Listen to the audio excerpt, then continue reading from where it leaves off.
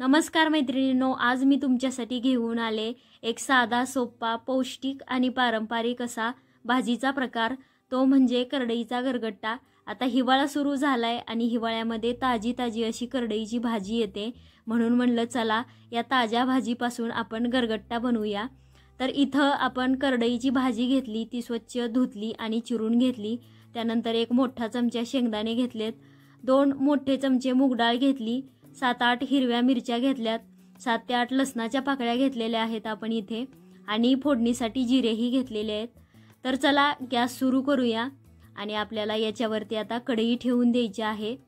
मी कढईमध्ये भाजी शिजवते, तुम्ही कुकरमध्ये शिजवली तरीही चालेल, पण मूग डाळ आणि ही भाजी लगेच शिजते, त्यामुळे मी कढईमध्ये शिजवणार आहे। तर आता याच्यामध्ये 1 ग्लासभर पाणी घातलं, त्यानंतर मूग डाळ आणि शेंगदाणे मी घातलेत। हे मी धुवून घेतलं होतं 2 ते 3 वेळा पाण्याने। मी इथं मूग डाळ वापरली आहे, तुम्हाला जर तुरीची डाळ वापरायची असेल तरीही चालेल। आता याच्यामध्ये आपण करडईची भाजी घालूया आणि शिजायला ठेवूया। करडईच्या भाजीमध्ये लोह असतं, ज्यामुळे हिमोग्लोबिन वाढायला मदत होते। याच्यामध्ये असलेल्या फायबरमुळे पचन सुधारतं आणि पोटही हलकं राहतं।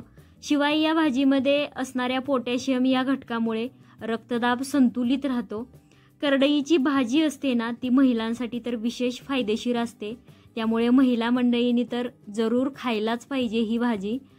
आता इथे बघा तुम्ही 10 ते 12 मिनिटं मी शिजत ठेवली होती भाजी, छान डाळ फुलून आले आणि भाजीही शिजली गेली आहे। आता आपल्याला हिला थंड व्हायला ठेवायचं आहे, म्हणजे अगदी कोमट झाली तरीही चालेल। तोपर्यंत आपण मिक्सरच्या भांड्यामध्ये मिरच्या घालू। लसूण जो घेतलेला होता त्याच्यापैकी अर्धा लसूण घालायचा आणि हे मिक्सरमधून काढायचं आहे आपल्याला। लसूण थोडा आपण चिरून घालणार आहे आणि थोडा वाटून घालणार आहे, त्यामुळे मी थोडासा शिल्लक ठेवलाय। आता हे वाटून झाल्यानंतर आपण भाजी वाटून घेणार आहे।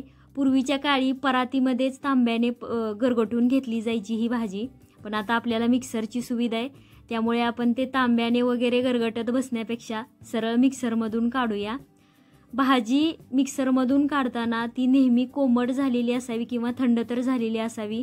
भाजी एकदम गरम गरम असताना ती मिक्सरमध्ये फिरवायला जाऊ नका, नाहीतर झाकण वरती उडेल आणि भाजी आपल्याला भाजू शकते किंवा सगळीकडे ती उडू शकते। ही एक काळजी घेणं खूप महत्त्वाचं आहे। तर इथे बघा, अशा प्रकारे आपल्याला ही भाजी बारीक करायची, अगदीच त्याची पूर्ण बारीक अशी पेस्ट करायची नाही, अशी मोठी दाटसर अशी आपल्याला ही वाटायची आहे। इथं कढईमध्ये तेल घातलंय आपण, आता हे तेल छान गरम होऊ द्यायचं। त्यानंतरच याच्यामध्ये अर्धा चमचा इतके जिरे घालायचेत आपल्याला। कोणतीही गरगट्ट्याची भाजी करताना तेल चांगलं गरम झालं आणि मग त्याच्यामध्ये जिरे घातले ना, त्याचा एक वेगळाच असा स्वाद त्या गरगट्ट्यांच्या भाज्यांना लागतो, त्यामुळे हे करून बघा।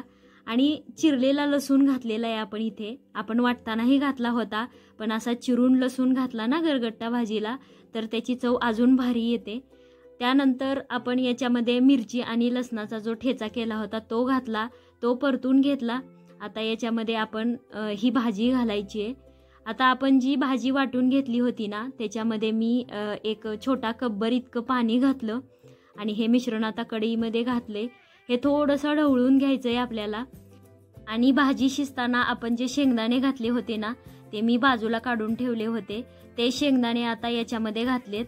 कोणाला शेंगदाणे घालायचे नाहीत, त्यांनी असं मोठं दरदरीत कूट घातलं शेंगदाण्याचं तरीही चालणार आहे। याच्यामध्ये आपण आता चवीप्रमाणे मीठ घातलं, परत एकदा भाजी अशी छान ढवळून घेतली। आता याला 2 मिनिटासाठी आपण शिजू देऊया। सगळं साहित्य आधी शिजलेलंच होतं, त्यामुळे जास्त वेळ शिजवायची गरज नाही, 2 मिनिटं शिजवलं तरी बास होतं। इथं बघा किती छान आपली भाजी दिसायला लागली आहे। तर हिवाळा ऋतूमध्ये येणारी खास अशी ही करडईची भाजी नक्कीच तुम्ही ही करून बघा आणि चॅनलला सबस्क्राईब करायला विसरू नका बरं का। सबस्क्राईब केल्यानंतर बाजूची जी बेल आयकॉन असते ना, तीही दाबा, कारण ती दाबल्यानंतरच तुम्हाला आपले नवीन आलेले व्हिडिओज दिसतात, त्याचे नोटिफिकेशन येतात, त्यामुळे नक्कीच बेल आयकॉन प्रेस करा। आणि व्हिडिओ आवडला असेल तर व्हिडिओला एक लाईक करा। तोपर्यंत धन्यवाद।